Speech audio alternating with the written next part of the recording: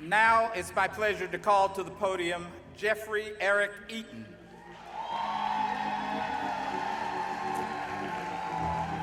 President of the NAACP Mid-Manhattan Branch, New York, New York, who will present our real keynote speaker.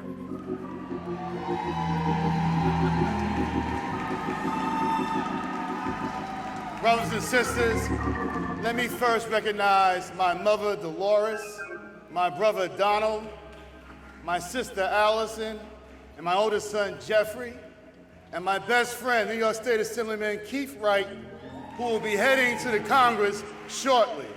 Please stand and be recognized. Thank you. To our Vice Chairman Russell, to all the members of the National Board of Directors and Special Contribution Fund, to Minister Mohammed, President Brooks, to my family of Region 2, and New York, New York, and the mighty Mid-Manhattan Branch, MMM and Max Shell. Delegates, if I begin to blush during my introductory remarks of our chairman, it is because this bad, bold, beautiful, brilliant, resilient, ebony woman personifies great style, intellect, commitment, courage, and conviction.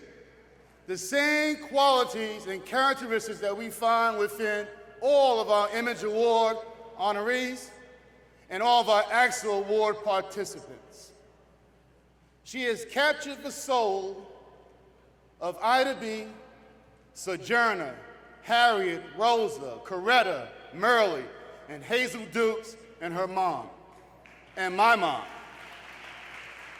Armed with a Bible in one hand and the Constitution in the other, she continues to chair and lead this 106-year-old ship of Zion, our battleship of rapid response on our continued path to freedom's way. I simply see her as our supermodel for justice and equality.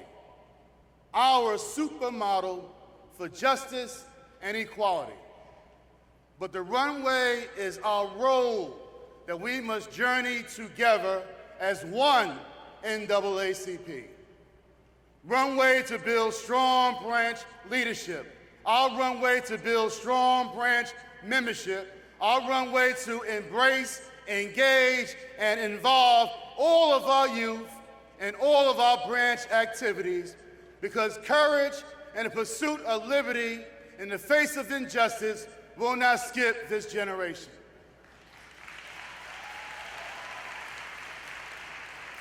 The red carpet where she stands still represents the blood of the slaughter. The blood that continues to spill in our homes, on our streets, playgrounds, schools, shopping malls, fast food restaurants, from the scourge of domestic, gang, and gun violence. A tragic photo op of hopelessness, despair, anger, and death. But our chairman will say to us this evening that the time for mourning is over and the time for courage is now. The time for mourning is over, the time for courage is now. NAACP, we have been kidnapped, shackled, sold, burned, savagely brutalized, raped, lynched, hosed, tased, choked, and shot to death. But yea, as this NAACP continues to march through the shadow of death, on our journey to justice, no branches will feel any evil, because under the divine covenant of Chairman Reverend Brock, she will comfort thee, protect thee, and continue to guide thee all on our path to freedom's way. So NAACP, rise up and soar like the eagles that you are. Stand up, delegates, like the soldiers you ought to be, as I present to you the chairman of the National Association for the Advancement of Colored People, Bad, Bold, and Beautiful, the Honorable Reverend Dr. Roslyn McAllister Brock. Let's hear it.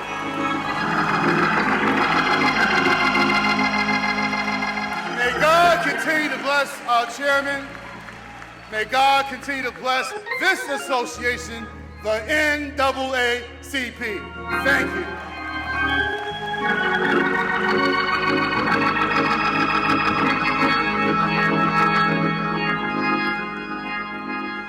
Good evening, NAACP. But by the grace of God, I am what I am. And I offer no apologies tonight for my race or for my color. It's been a long evening, but I promise you that there is a message that I want you to hear this evening. First, I want to acknowledge the other half of the B squared, the Honorable Cornell William Brooks, the President and CEO of the NAACP. I thank you for your leadership, sir, of this venerable organization. Also to Chairman Emeritus Julian Bond and his lovely wife, Attorney Pam Horowitz, I thank you also for your presence here. To members of the National Board of Directors, the Special Contribution Fund Board of Trustees, delegates, members, and friends, I'm so pleased that yet again this year, my mother has joined me, mothers times two. But this year, I'm pleased to report that my mother is the newly elected president of the Pensacola branch of the NAACP.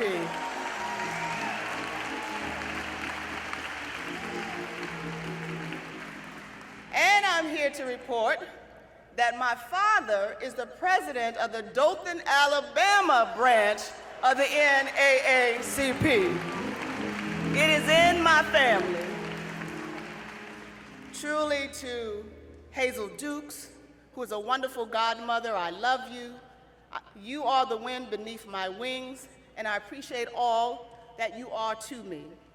To my family who have joined me from Florida and from Maryland, I love you, Christine and Tracy and Christopher, my godson, for being here with me. I also want to say a special thank you to Barbara Brown and Rachel Johnson, who support me in the office of the chairman, and to the hardest working staff of the NAACP.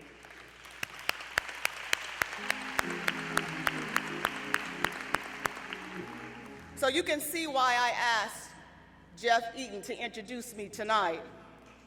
He is a phenomenal leader as the Chief of Staff for Congressman Charlie Rangel.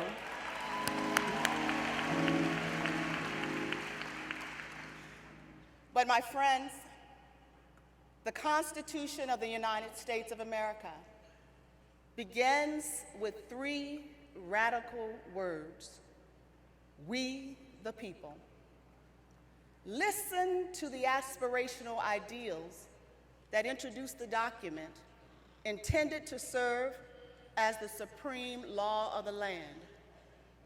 We the people of the United States, in order to form a more perfect union, establish justice, promote the general welfare, and secure the blessings of liberty to ourselves and our posterity, do ordain and establish this Constitution for the United States of America. The concept that the people of the United States would rule themselves rather than be ruled by a royal family was a revolutionary idea in the 18th century. It has inspired many people in many parts of the world to move towards democracy and self-government. That noble concept, however, is not yet complete. The dream is not yet a reality. This country still has to grapple with the question, who are the people? For 106 years, the NAACP has been answering that question. Our unmistakable answer has been and continues to be, look around this room. We are the people.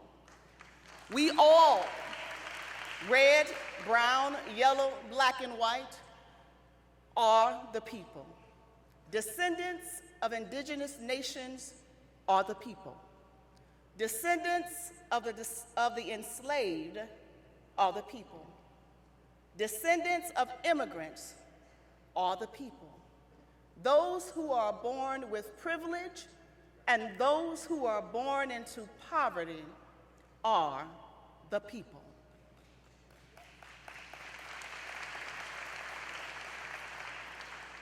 The NAACP has educated, demonstrated, legislated, litigated, negotiated, and agitated to secure the liberties promised by the founding fathers of this great nation. Because our work is not complete, I stand before you tonight seeking a sustained commitment to action to accomplish our goals. I want you, my friends, to embrace a larger vision that will deliver us from our current trials to a society defined by love, by unity, and not by division.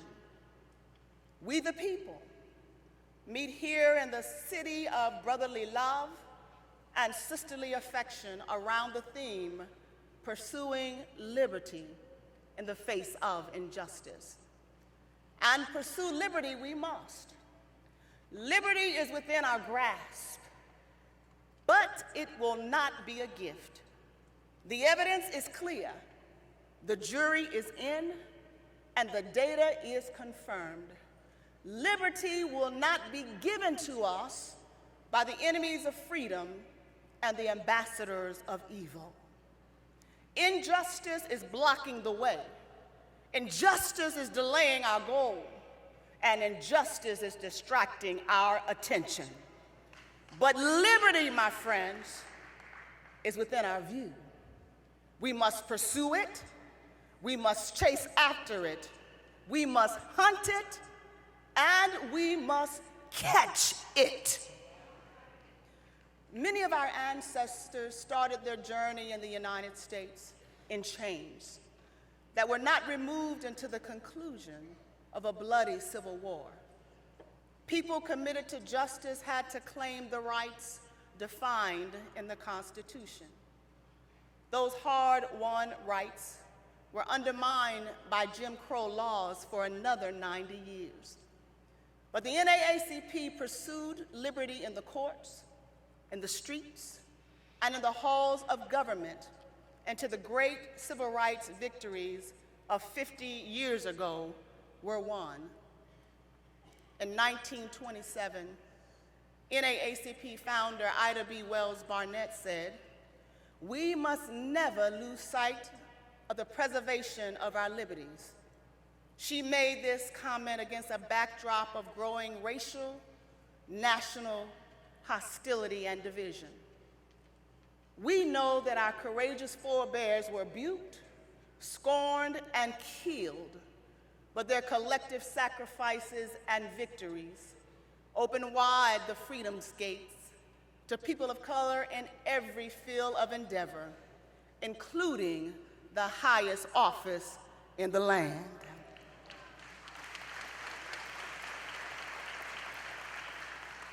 We saw the flowering of the black middle class, the end of legal segregation, the opening of schools, colleges, and universities, the integration of boardrooms and neighborhoods across the length and breadth of this nation. But it was only 6 years ago, Sharice, that 60 beautiful black children arrived from their day camp to the Valley Swim Club in Northeast Philadelphia, only to have the white children exit the pool when they jumped in. Remember that?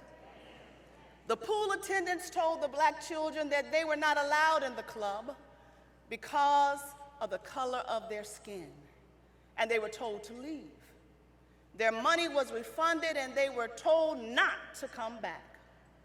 The club members tried to claim it had nothing to do with race, but the Justice Department pursued the case, and in 2012, the club had to pay $1.1 million in damages.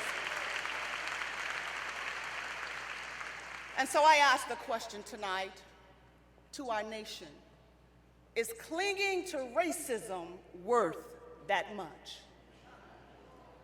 Eerily familiar, Reverend Deere, is another pool incident in McKinney, Texas, where black youth were asked to leave a neighborhood pool. Aggressive policing was on display as a police officer slammed to the ground a 14-year-old African-American girl in her bathing suit, who was overheard screaming, "I have freedom of speech." Now, Dr. Goatley, if I were in a pulpit tonight, rather than on a platform, Reverend Easley, I would talk to you about things that happen near the pool, where healing and transformation can lead one to a life of liberation. But that will have to wait on another assignment, Chairman Bond. Although our many civil rights battles have been won, we are far from declaring victory over racial injustice. We earnestly work for that great day when we can face the rising sun of a new day begun. That's why we're here in Philadelphia. That's why we work persistently in NAACP units and college chapters across this nation. Ms. Sweetlove, you know that I've devoted 31 years of my life in service to the NAACP because I believe in its mission, its values, and its goals. But I'm not alone. I rejoice tonight in the thousands of men and women who, like me, volunteer their time, contribute their talents, and give their treasures to this great movement to create a more perfect union. Because we understand that the price of liberty is indeed eternal vigilance. We're pleased that we have seen a resurgence of freedom fighters within the ranks of the NAACP who have courageously picked up the mantle of leadership to forge new pathways to fight for liberty and justice. Many of them join me tonight. A few years ago, you've heard about her a couple times from people from this podium. A 15-year-old young woman from inner city Philadelphia began advocating for issues related to gun violence after her brother was killed in the streets and her father, along with 11 of her 13 other brothers, were incarcerated. Today, at 26, Jamira Burley is a graduate of Temple University with dual degrees in international business and legal studies. She is an advocate on issues of gun violence and criminal justice reform. Jamira, please stand.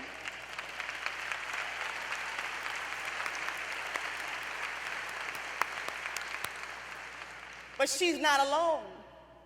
Another young champion of justice is 27-year-old Shay Harris, who as a college student on the campus of North Carolina A&T, committed her life and career to advocating on behalf of those who were previously incarcerated. She delayed going to law school for a year because she wanted to mentor inner city young people in the District of Columbia. And after interning with us, the NAACP at our Washington Bureau, Dr. Brooks, she is now the champion She champions the cause for civil rights as the Deputy Director of Returning Citizen Affairs for the District of Columbia, where she implements evidence-based reentry strategies for those returning home from incarceration. We're proud of Shay Harris. Please stand.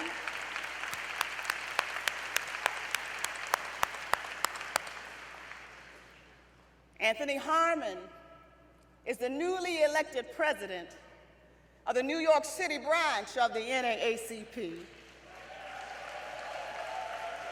formerly led by our beloved late Dr. Annie B. Martin. This new millennium NAACP leader at the age of 46 has focused the branch's efforts on education and health issues. Under his leadership, the branch provided 40,000 new free books to children in the Harlem community. And the branch reactivated its youth council. And both the youth president and the vice president are attending this convention. Anthony Harmon, please stand.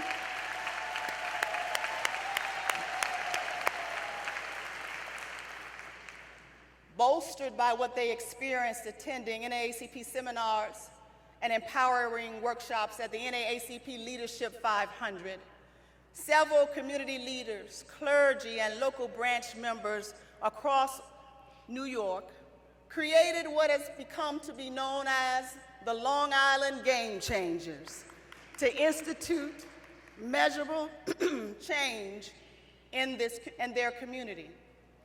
In 2014, they hosted a Long Island Game Changer Summit at Hofstra University with over 200 youth and adults in attendance.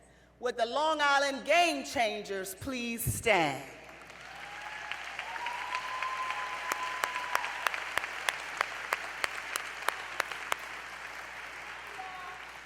So folks have asked us the question, where are your young people? Where are the leaders of the NAACP? Who are these emerging young people? And we have 7 dynamic young people who are seated on our national board. I want them to stand, those who are here. You need to see our youth leadership in action.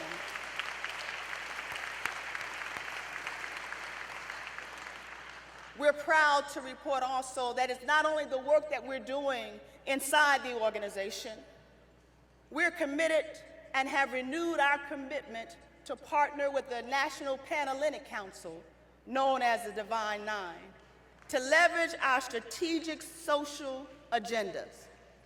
The council represents more than 1 million college-educated, predominantly African-American men and women who have historically been catalysts for change.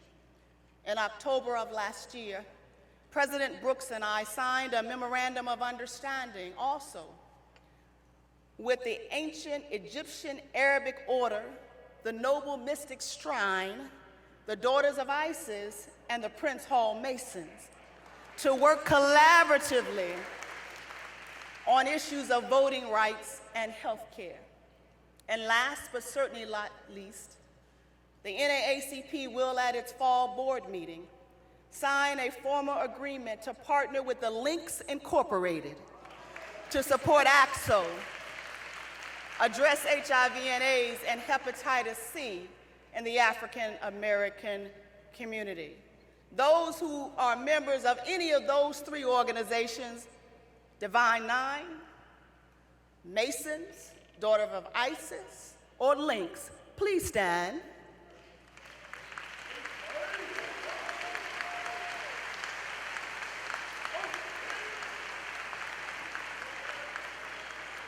As you can see, my friends, pursuing liberty in the face of injustice is a multi-generational, multifaceted, and multitasking effort. We celebrate the youth activism that we have within our ranks because we grow stronger from the wellspring of their energy that complements the wisdom and the heritage of the elders. Working together, we are the people of the NAACP, and we will continue to fight for justice and equality for all. African Americans have been challenged during this past year, not only concerning our right to vote, but literally concerning our right to live.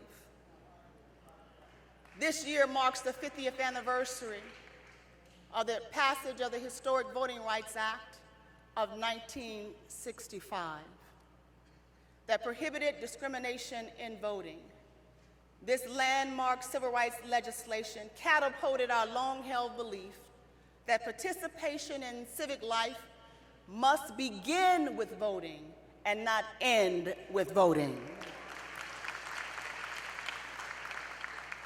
In 2013, the Supreme Court gutted the Voting Rights Act when it struck down Section 4B of the Act that provided protections and required pre-clearance for changes in voting practices, which could potentially foster discrimination and bias in voting. I believe tonight that we can and will prevail upon Congress to fully restore the Voting Rights Act.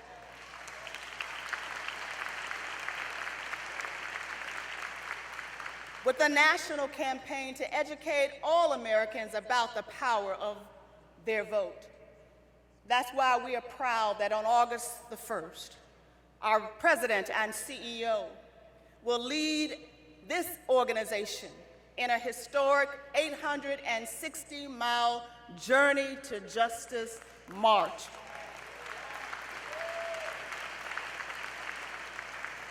From Selma, Alabama to Washington, D.C., across 5 states to dramatize the need for state-level reform in our 5 game-changing areas. We believe that substantive legislation is needed to strengthen existing voting rights laws and to promote a stronger democracy built on a promise of equality for all. Many of you have heard about the recent Supreme Court decisions, who've ruled in ways that bends towards justice concerning the Affordable Care Act, fair housing, and marriage equality. These are issues for which the NAACP has long advocated, and we are encouraged by these decisions. The Affordable Care Act is, whether you like it or not, the official law of the land.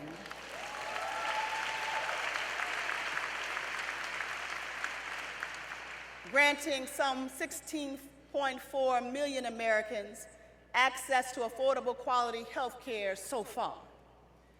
Health care is a civil rights act, and because of our commitment to health equity, the NAACP has affirmatively placed its marker on combating HIV and AIDS in the African American community. In 2016, we partnered with Gilead Sciences to implement an initiative called the Black Church and HIV, a social justice imperative. Just as Black churches are under siege, so are Black bodies with the continued spread of this epidemic. We asked our faith leaders to step in and lend their voices and commitment to a national movement to reverse the course of this disease. And I'm pleased to report tonight that they have responded.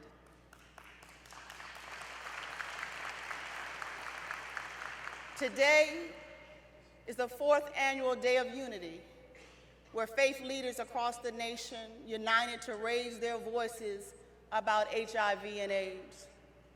As you heard from Secretary Julian Castro from the Department of Housing and Urban Development, the Supreme Court's recent ruling on fair housing upheld the use of disparate impact claims or the recognition that certain housing policies may be deemed discriminatory based not on intentions, but on the resulting negative impact on a minority group. This ruling is significant as it continues to provide protections from discrimination to minorities when they are renting, buying, and securing financing for housing. the advancement of affirmatively furthering fair housing, an initiative which the NAACP has worked very closely with HUD, continues to carry the day.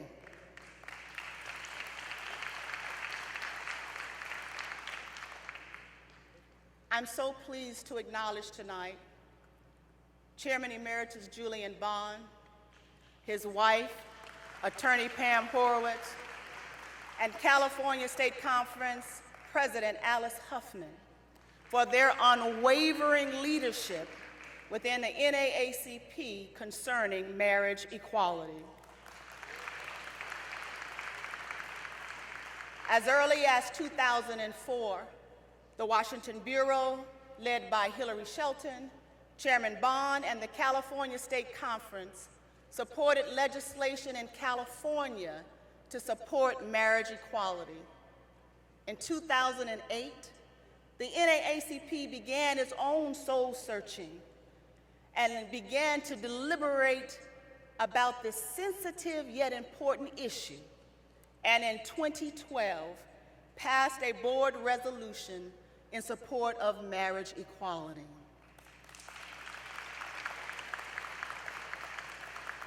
The resolution clearly stated the NAACP's opposition to any national, state, or local policy that seeks to codify discrimination or hatred into law or remove the constitutional rights of any citizens. Many organizations followed our lead because we are the NAACP. And today we're pleased that marriage equality, Chairman Bond, is the law of the land. It shows and proves to the nation that the NAACP is indeed pursuing liberty and justice for all. Let's honor Chairman Bond, Attorney Horowitz, and Alice Huffman, and members of the California State Conference for their work.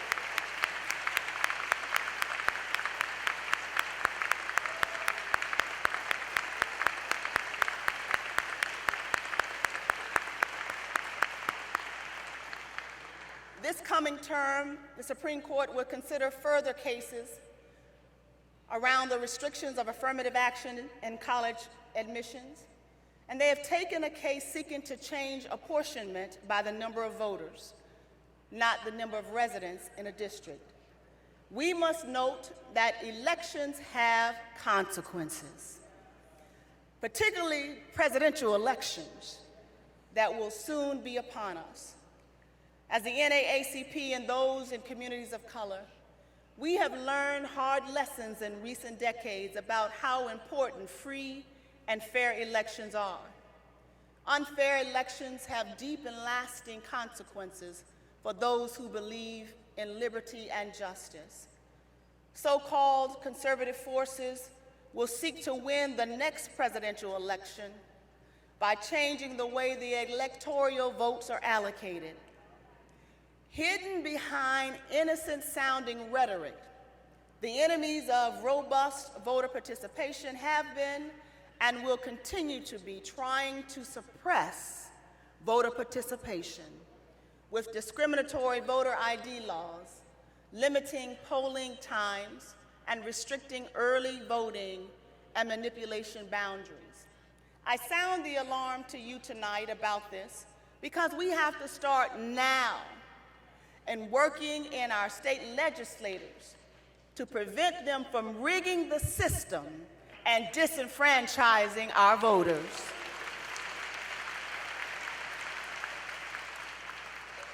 U.S. Census data in 2011 revealed that the percentage of the nation's Black population living in the South reached its highest point in half a century.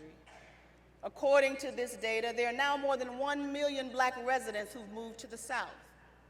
Now, all of this is important, my friends, because in 2020, state legislatures are going to be drawing redistricting lines for the next decade. We have 5 years to work diligently to get ready before these elections because elections have consequences.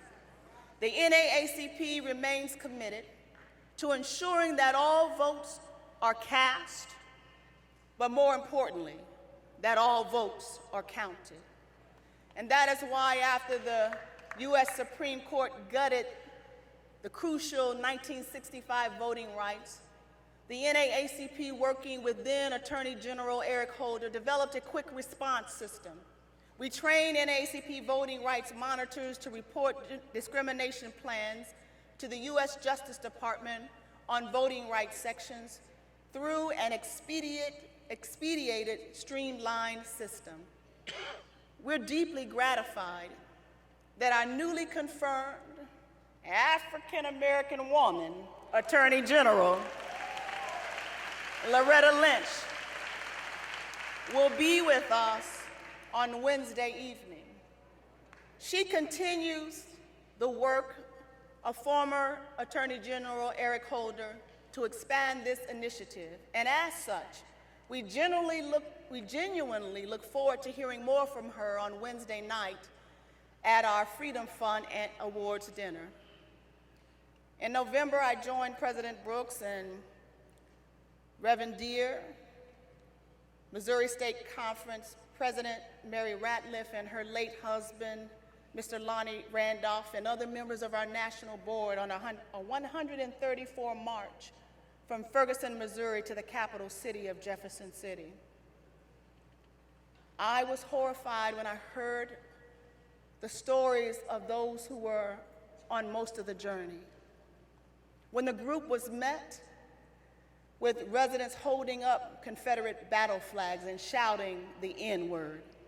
And I still don't think we should say the N-word because, in case you didn't know, at our Detroit convention, this organization buried the N-word. In that small town of Rosebud, Missouri, the group encountered a 40-ounce bottle of Old English malt liquor, a bucket of fried chicken, and a watermelon. Projectiles were hurled at the bus and caused windows to shatter. These vivid imageries and scenes like these made the civil rights history depicted in the movie Selma all too present for those who marched for justice. In many cities, my friends, our children are not safe, even when they are walking down the streets of their own neighborhoods. Overzealous and racist policing have become the rule and not the exception in some of our cities. From Michael Brown in Ferguson, to Walter Scott in North Charleston, to Eric Garner on Staten Island, to Freddie Brown in Baltimore, to Akai Gurley in Brooklyn, to 12-year-old Tamir Rice in Cleveland. But we're pleased to report that just 4 days ago, breaking news, the governor of New York appointed a special prosecutor to ensure that communities of color are protected from police misconduct. This executive order will have the power to review, investigate, and prosecute cases where unarmed civilians are killed. NAACP, we all know their names, we know the places, and we will never forget their faces. However, Mady Robinson, how do we explain to our children and those in the majority community, how do we explain that over the 4th of July holiday, 10 were killed and 55 wounded in Chicago? How do we explain Lily Wilson, 4 deaths in Milwaukee? How do we explain Minister Muhammad in West Philadelphia, the murders of 4 men and a 17-year-old teenage girl, all deaths by our own hands? How do we give life to the narrative that Black Lives Matter when we are doing the killing?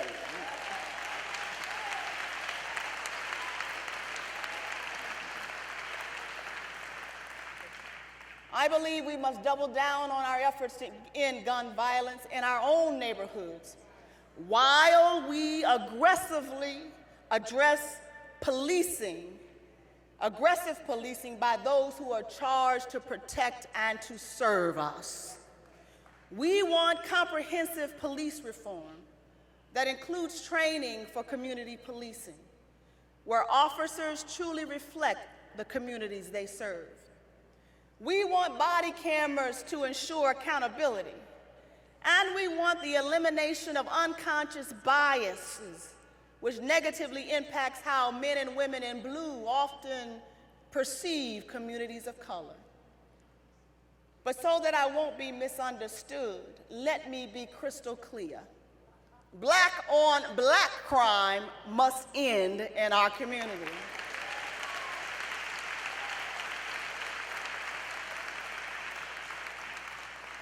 Scott Exdale, you've worked diligently in Connecticut, and you understand uniquely that we must, as a community, imbue new life and meaning into the often quoted hashtag Black Lives Matter. Tragically, on June 17th, in the holy city of Charleston, South Carolina, the pastor and 8 dedicated members of the historic Mother Emanuel African Methodist Episcopal Church were murdered in cold blood as they gathered for Bible study. 9 lives were snatched from us solely because of the color of their skin. We honor their sacrifice and we call their names this evening. Reverend Clemente Pinkney, Susie Jackson, Reverend Daniel Simmons, Sr., Ethel Lance, Myra Thompson, Cynthia Hurd, Reverend Dupain Middleton Doctor, Reverend Sharonda Coleman Singleton, and Tawanza Sanders. Yes, all Black Lives Matter. But this time was different.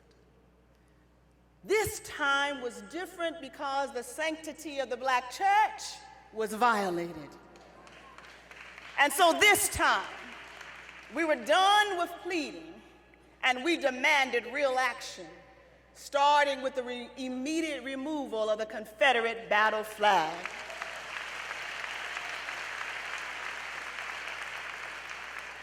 The NAACP is grateful for the steadfast, unwavering work for over 15 years of NAACP State Conference, South Carolina State Conference President, Dr. Lonnie Randolph, and a member of this national board, Mr. James Gallman. Please stand. You can do better than that. 15 years. 15 years they've led the fight and never gave up hope. Lest we forget that we must also call the names of the late William F. Gibson, who served as chairman of this National Board of Directors from Greenville, South Carolina. We must also call the names of former NAACP field operations staffers Reverend Nelson Rivers and Reverend Charles White, and the late Earl T. Shinholster for the work they did to bring down this flag.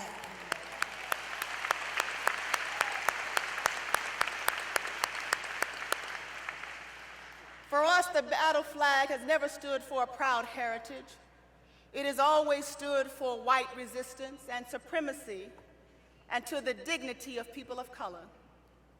And when the alleged perpetrator, the massacre of African American people, committed terrorist acts against Christians in Charleston, was seen posing with a gun and a Confederate flag, the rest of the nation began to understand the depths of our pain. Even the son of notorious South Carolina Senator Strom Thurmond, State Senator Paul Thurmond, called for the removal of the Confederate battle flag. He said, and I quote, This symbol of racism and bigotry from the State House must come down. His words, not mine. Our nation has a history of turning great adversity into beacons of hope and light.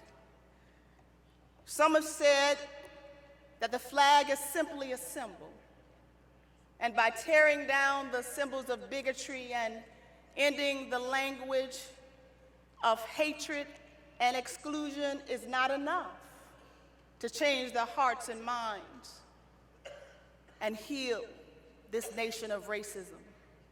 But I celebrate tonight activist Bree Newsom, that young black woman who went up that flagpole to take down that evil banner. And I lift up the name of the white gentleman, James Tyson, who assisted her. Courage must not skip this generation. You know, the alleged persecutor wanted to trigger a race war, but we refuse to give it to him or anyone else who seeks to provoke us. NAACP, we're going to win this war for liberty and justice with determination and love. Sadly, Dylan Storm Roof did not know about the souls of black folk. Wrong church, wrong people, wrong day. When racism raises its ugly head, every American has to take responsibility for curing this nation of this insidious disease. But as strong as we are in NAACP, we cannot do this work alone. We, the people, have to unite and do it together. And so in this raw and tender moment, Jeff, of reflection and introspection after Charleston, I'm not asking any of you to move on and get back to normal, because the normal state of affairs in America is unacceptable. The status quo hurts us all, black, white, and brown. We of the NAACP are asking our fellow Americans, our brothers and our sisters, to join us on the front lines of freedom, to confront the racist realities that beset us and pick off the scab of American racism so that it can be confronted and eliminated once and for all. We must become the journey of we the people. We must have faith that invites us to live what Margaret Feinberg wrote about, that causes us to live a journey marked by holy courage and irrepressible hope. I still have hope tonight that we, the people, in the words of Martin Luther King Jr., will get to the promised land. We, the people, must have the courage to create an environment free of racism, free of discrimination, free of bigotry, and free of hatred. We need more prophetic and moral voices in the public square to stand up and unite this nation towards racial healing. We've come too far to turn back now. We, the people, must do this work together, united in common purpose across racial, ethnic, religious, and economic lines. And it is towards this end, with a full acknowledgement that there are many more battles to fight, that the NAACP National Board voted to end the economic boycott in South Carolina. You all know the mission of the NAACP. You all know the vision of our great organization. It is to ensure the political, educational, social, and economic equality of rights, not just for some, but for all persons. This is what we do. Our vision says that we are to ensure a society in which all individuals have access, equal access, without discrimination based on race. This is the world we aspire to live in. These civil rights goals should not just be reserved for the elite. These are fundamental building blocks for our nation. They are the rights of the people. They are the rights of we the people. They are the rights of all the people. This noble cause keeps us committed to pursuing liberty in the face of injustice. We the people, for more than a century, have fought victories, but we have battles yet to fight because injustice is injurious, and the opponents of liberty and justice are hurtful, hateful people. And when you believe in freedom, you are in a fight for your life. Achieving liberty and securing justice, fairness for all is a struggle. But struggle is not new to us because we are a people who were shaped in the crucible of struggle, and we are up to the fight. Setbacks will come, but we must not faint. In the words of a fellow struggler for life and hope, we are troubled on every side, yet not distressed. We are perplexed, but not in despair.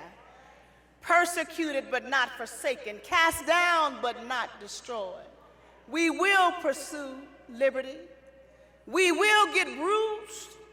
We will get battered, and we will get bloody. But I believe tonight that we're going to stay on this fight because all black lives matter. We're in this fight because all lives matter. And we the people will prevail. We the people will unite together and lift every voice and sing till earth and heaven ring.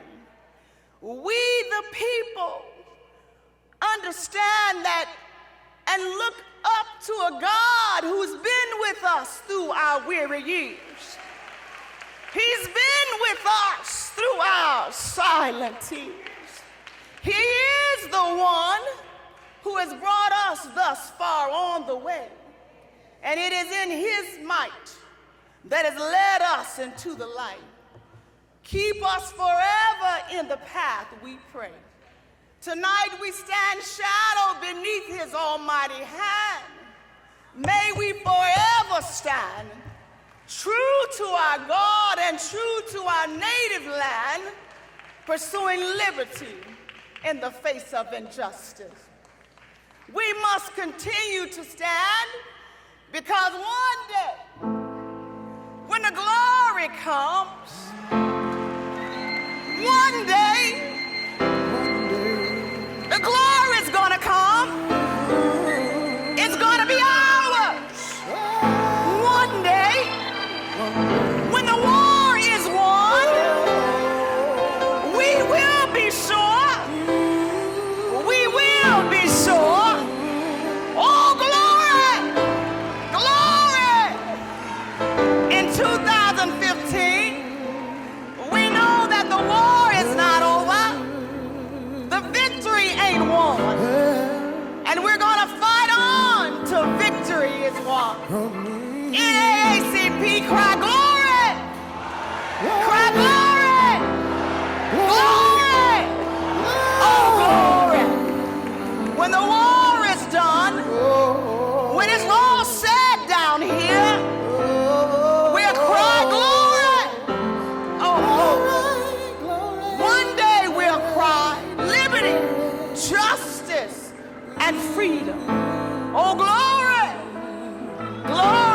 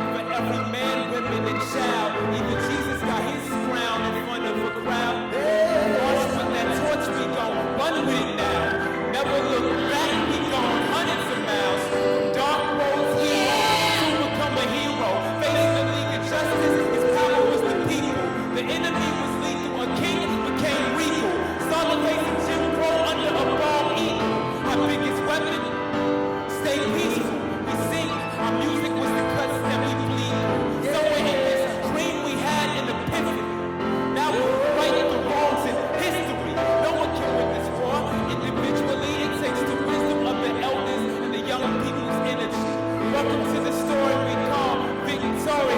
Coming of the Lord, my eyes have seen the glory. Oh glory. One day, when the glory comes, it will be ours. It will be ours. Oh, one day, when this war is won, I will be sure. Oh, I'll be sure. Yeah. Oh, glory, glory, glory, glory, glory, glory, glory, glory, glory, glory,